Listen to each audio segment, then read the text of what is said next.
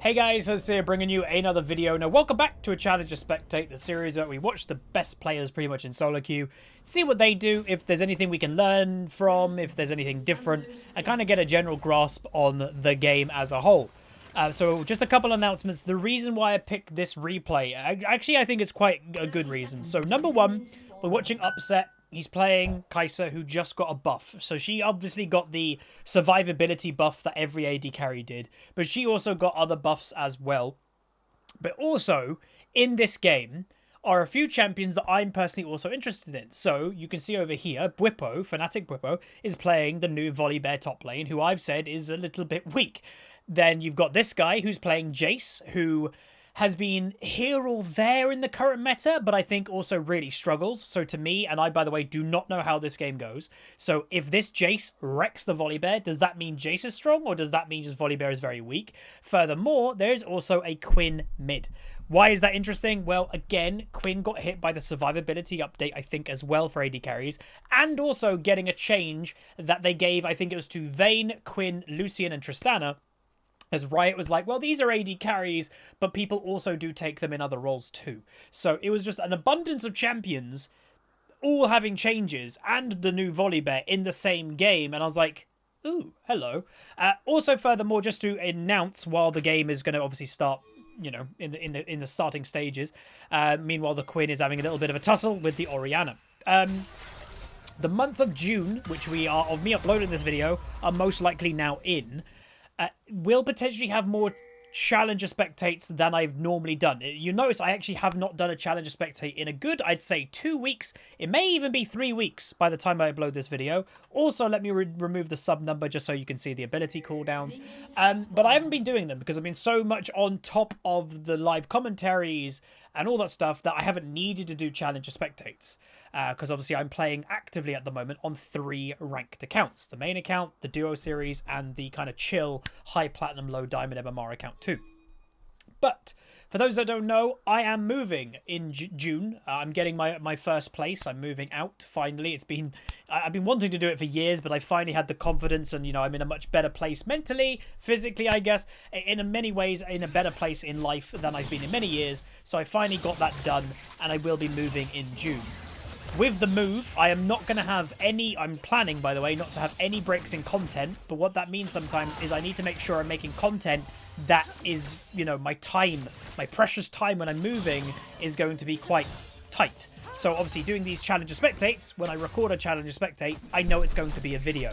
If I'm playing on the main account, not every game I play on the main account is going to be a video, but in essence there. So yeah, if you're happy about that, throw a like on the video. Also leave suggestions.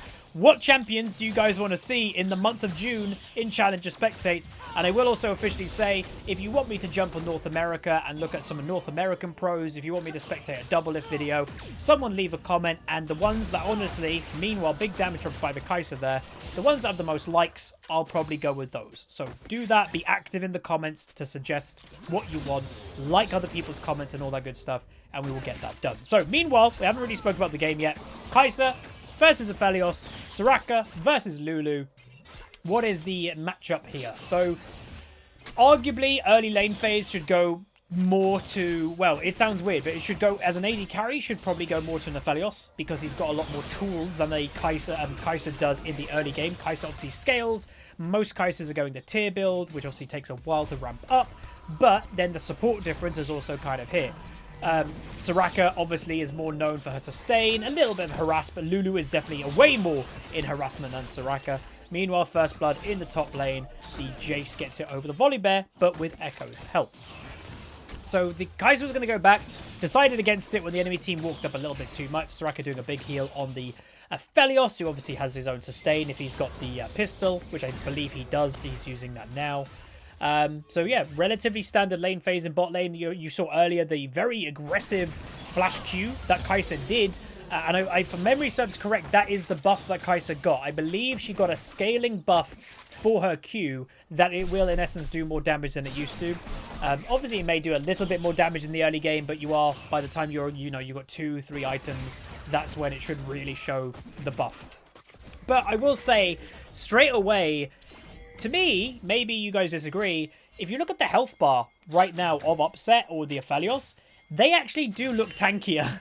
And that's a 30 health buff, but that's quite a lot. Meanwhile, top lane, Volibear dies again, by the way, and Volibear basically gained no farm in between his last death. Echo gets a kill, and now Aphelios in the aggressing point. Will he back away? He does. If you notice, Kai'Sa has not moved from bot lane, which in right now is a good thing, because it's meant she can stay for free farm. Aphelios has gone to roam. He didn't get anything for that, and so you just gained as a Kai'Sa. You've gained in solo XP, you've gained in farm. Wow, so that's pretty big, by the way. So we said about earlier, I know this Challenger Spectate isn't necessarily about top lane. We will, by the way, look at the new Volibear, maybe even Jace in an episode, because obviously people know I used Jace last season to get Master. He was a big champion of mine. But if I'm not mistaken, Volibear died to a gank. Then Jace just solo killed him. Jace went back, bought, teleported back, and killed him again. I'm telling you, man, like, I didn't pay much attention to the PBE if they buffed him. But when I first played Volibear on the PBE, I thought he was insanely weak. And I'm not, like, I think he was really weak. All right, anyway, aggressive play, nice ignite play. Now Aphelios on the back foot, and there is nice double kill for the red bot team. Unfortunately, not a double kill for the Kai'Sa. But again, in those type of situations, you are relatively low health on Kai'Sa. Just get the kill. Like, trust me, upset on the Kai'Sa isn't going to be that frustrated that he didn't get the kill. Just get them, be happy, smile on your face, you're getting more farm, you're also looking where the minion wave is, you're denying all of that farm, all of that XP the Aphelios isn't getting because he died. You'll notice the tier 2 boot purchase from Aphelios. Why tier 2 boots? I'm not even kidding, he probably went tier 2 boots just to have the movement speed to get most of his farm. It's that important. If you get behind on a wave and a half of minions in this level, challenger level, your lane is done. Like, you're finished. So he probably bought tier 2 boots to get that. As crazy as it sounds. Again, let's have a look at top lane while we can. 2-level advantage for the Jace. Again, man, I want Volibear to be strong. I really do. I'd love to play him in top lane, which is arguably my main role right now. I just don't see it. I just really don't. He has no trading potential, the new Volibear. Literally none. He has to have two. He has to hit W on a champion, hit W on it again to have any form of trading potential. And by the time his second W is available, the trade's already over. He's never going to trade well. Anyway, Kai'Sa takes a bit of damage there.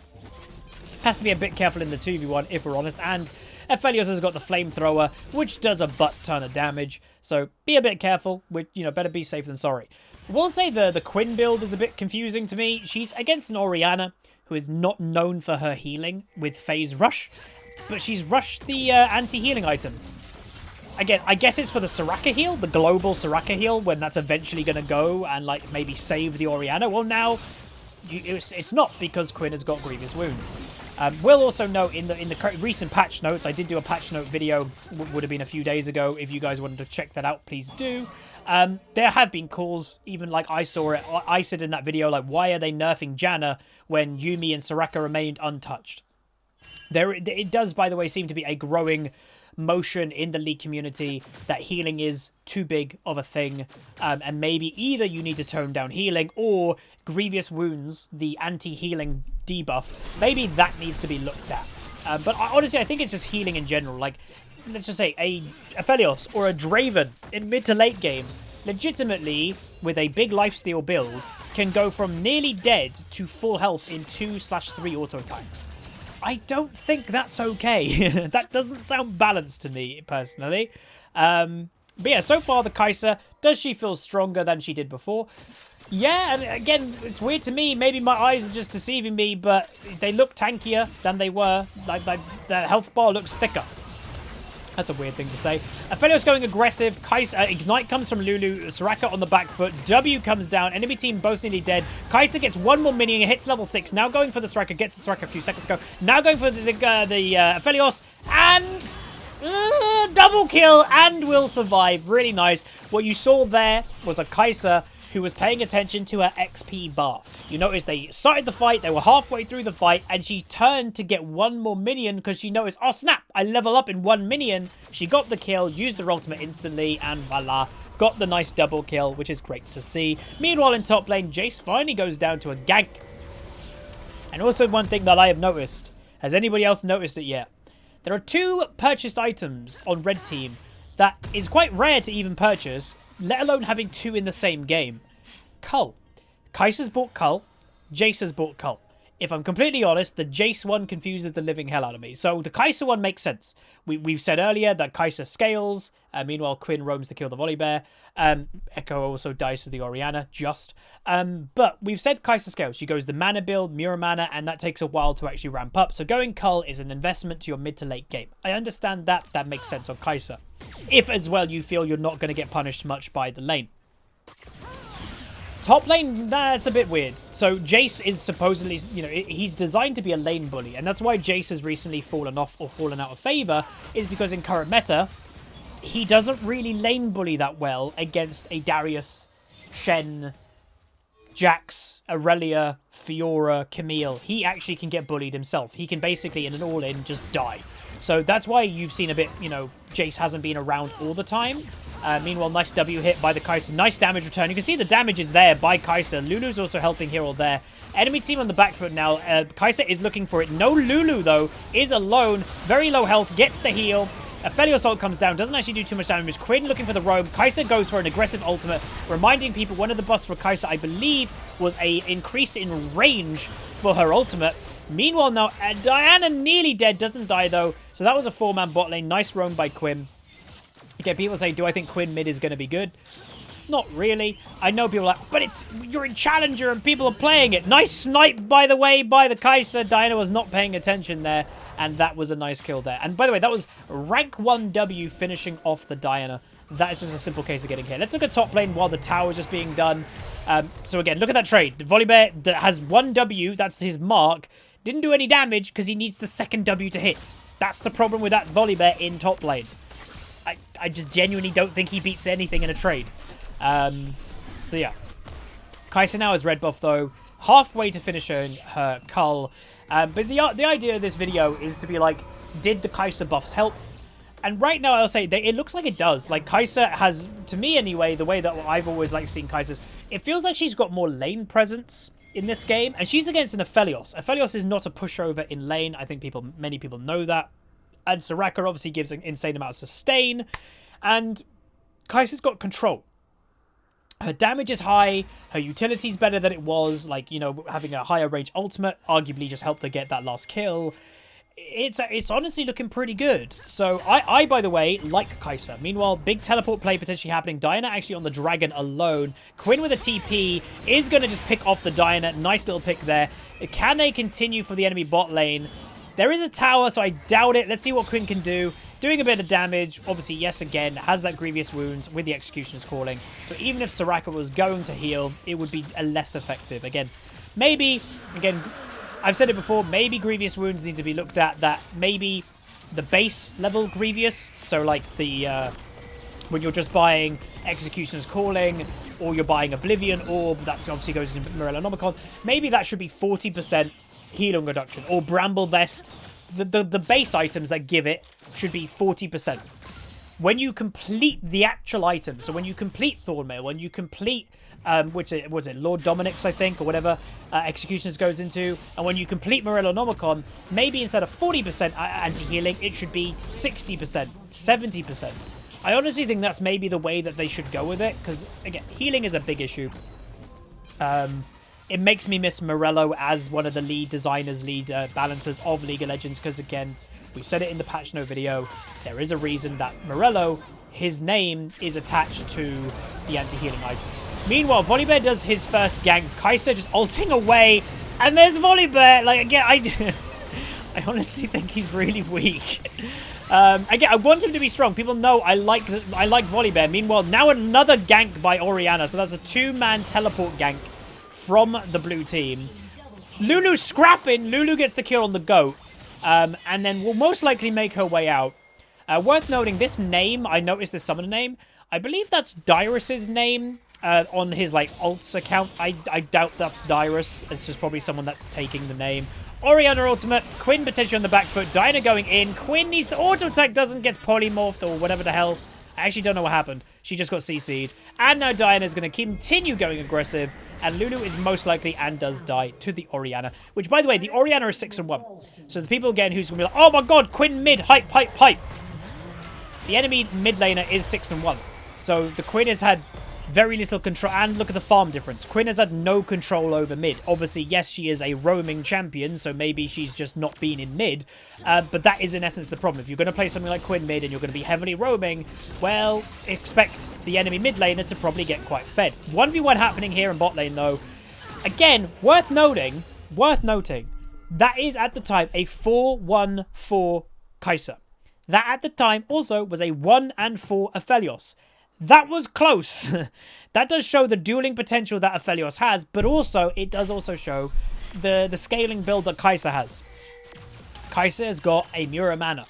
That doesn't do really much until it's fully stacked. So that's why it is a risk doing these type of builds, and you've seen champions like Kai'Sa's doing it. Hell, I've seen Dravens run Muramana. I've seen Twitches run Muramana. Yes, it scales really well, but if you're supposed to be winning the early game, or you need to carry the early game in order to win the game, Muramana is not the item to go. That's why, to me, it's the weirdest thing whenever I've seen Dravens do it. It's like, yes, as a Draven, it's going to give you more scaling, and as a Draven, you do fall off. But Draven's job isn't technically to scale. It's to own the early game. Buying a tier, buying a Muramana is not going to help in that situation. Meanwhile, Orianna gets herself another kill, and if you notice, she has bought a Medjai's. Kai'Sa 2-level advantage over the Aphelios. Dive is happening, and that was pretty clean. Really nice to see, and this is what Kai'Sa can do as a champion.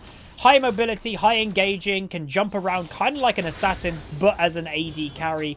Well, again, we say AD carry. She's kind of a hybrid. She does mixed damage, kind of like a Corki, but just in the AD carry position. She's going to be probably overstaying here. Weird play by Diana, if I'm honest. Like, to me, that's a little bit too greedy to stay around to try and get that farm. You know the enemy bot lane are nearby. Yeah, that was questionable. But obviously, it is a 0-5 Diana right now.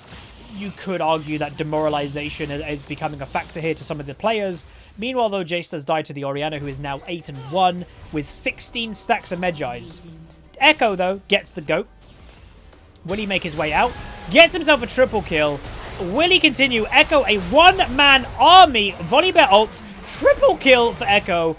Look at this. Echo just don't care. All right, see you later, Volibear. Goodbye. And then Volibear, after using his ultimate, is now going to be relatively slow. Quinn comes in. Echo's going to re-engage. And he just killed 4 people. What was that about? All right, maybe we need to... Hey, if you want an Echo episode, let me know. We'll spectate Echo the Nico. Maybe this guy's an Echo and Nico one trick. We'll have a little looky-looky. Because what the hell? He 1v3'd soloed, survived the Volibear, and then turned around and killed him with the help of the Quinn. And people say, Huz, your patch note videos, you say every single one, where is this champion? Where is the Echo nerfs? That champion's nuts. He's insane. There's too much in the game that you have to ban nowadays. And if you leave one open, you literally are scared for your life. It's insane. So again, the game as a whole, as we said, did interest me. I still think we have around 10 minutes of the game left, so it's not like it's a 50-minute surrender. It's not a 20-minute surrender, so we'll see what happens. Again, the Orianna is very strong, so it's not going to be free, depending what she can do. Echo on the back foot, though, doesn't die, doesn't get killed, and that will distract the enemy team for bot lane tier 2. But, you know, I think we'd all agree, even though I don't watch much pro play anymore, I potentially am going to get back into it when the season restarts in, I think, mid-June it's coming back. Bwipo, amazing top laner, right? He's 1-9.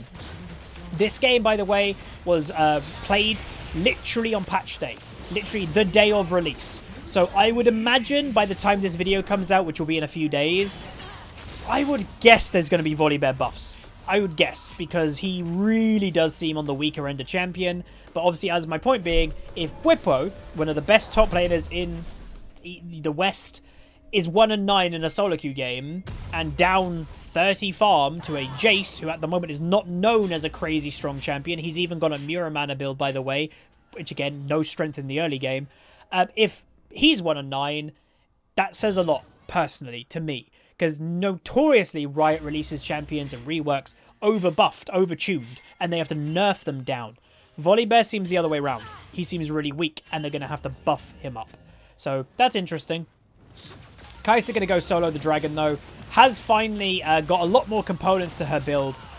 So yeah, Muramana obviously was being done. How close are we to completing that? It's getting there, but about 600. Yeah, about 600 out of 750 stacks. So give it, I'd probably say about 2-3 minutes, and that'll be complete.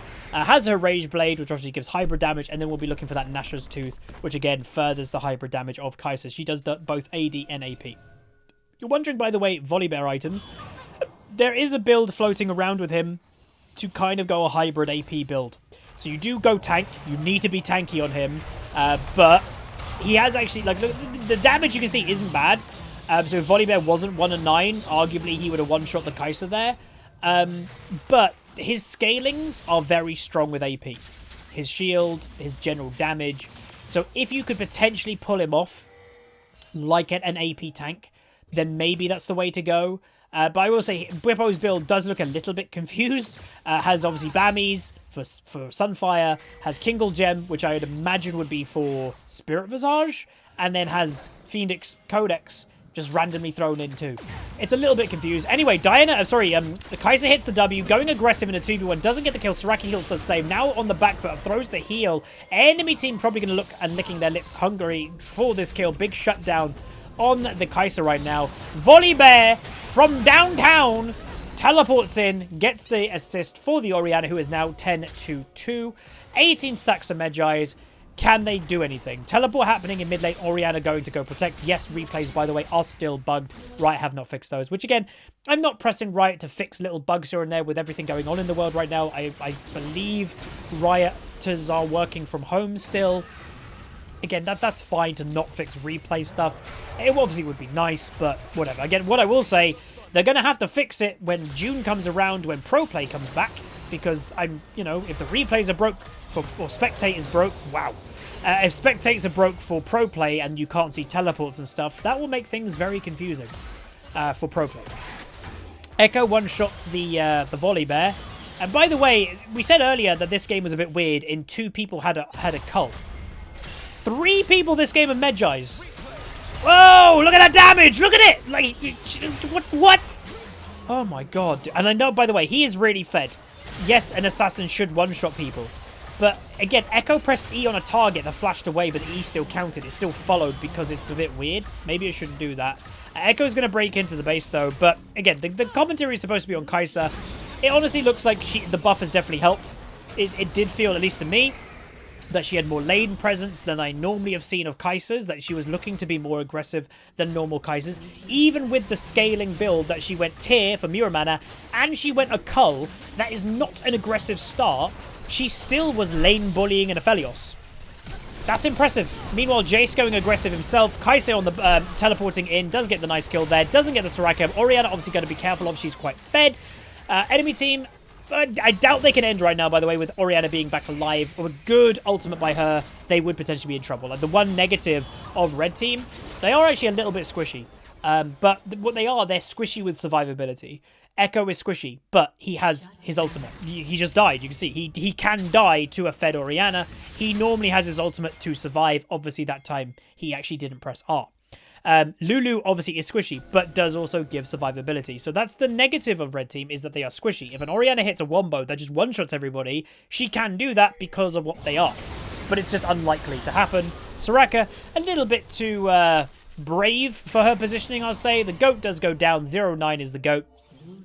And inhibitors are looking to respawn. And by the way, it was triple inhibs taken at, I think, around 20 minutes, maybe even just before. So that is relatively impressive. Baron pings potentially coming down for Red Team, which I would say I agree with.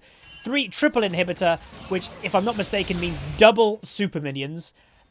The enemy team can't cope. It's 20 minutes into the game. Killing super minions is going to take you so long at this stage of the game. It's a free Baron. Take the free Baron when it's free. Go back and buy, get a little bit more of a power spike, and then with double super minion waves, walk in with the Baron buffed up minions, and then the game will literally end. Just, play it smart more than anything else. But again, be careful of that Orianna ultimate combo. Even with the Diana 1 and 8, Diana ultimate into an Orianna ultimate, that is scary. So, worth noting. So, Kai'Sa build, by the way, has been furthering to completion. Mirror Mana has now become... Manamune, sorry, has become officially a Mirror Mana. So this is the power spike for Kai'Sa, and she is now triple item complete, with then also buying an extra large rod, which would be for a death cap, most likely. So again, if you're relatively new to the game, there are some AD carries in the game that aren't technically AD carries. They play like an AD carry, you're auto-attacking with them, you're using spells like an AD carry, but you are heavily, you know, it's split damage. It's not just attack damage, it's not just ability damage. Some do both, and Kai'Sa is one of those. Aggressive play, does get the GOAT. Nice play, actually, and that's my point. This Kai'Sa, maybe it's just the player, is so confident with them. Look at this. Look how aggressive they are walking. One-shots the Diana. My God. And will go aggressive for the Orianna. Does get the Orianna. Holy moly damage. This is the power spike we were talking about. So, ladies and gentlemen, has the Kai'Sa buffs helped? It looks like potentially yes. And I know people say, oh, this is just a big stomp game in general. That damage was crazy. Like, that was a lot of damage. Like, she presses... That was hardly any auto attacks. That was pressing Q and W. And it was like one-shotting things. That's good damage. So feel free to give Kai'Sa a go if you used to like her and you were like, ah, she's a bit weak. Well, maybe the buff has definitely helped. So that is the first challenge spectate of June. Again, in the comments, I hope you guys are going to be really active. Tell me what you want to see. Tell me if there's a pro player you want me to watch on, I'd say, EU or NA. If there's a specific thing you want me to watch, and obviously I'd have to have some interest in it. But go crazy in the comments. Let me know. Thumbs up other people's comments and stuff like that. You know, let's get involved. Yeah, thanks so much everybody for the ongoing support. If you guys did enjoy, throw a like on it, throw a comment, throw a subscribe. See you guys next time. Peace.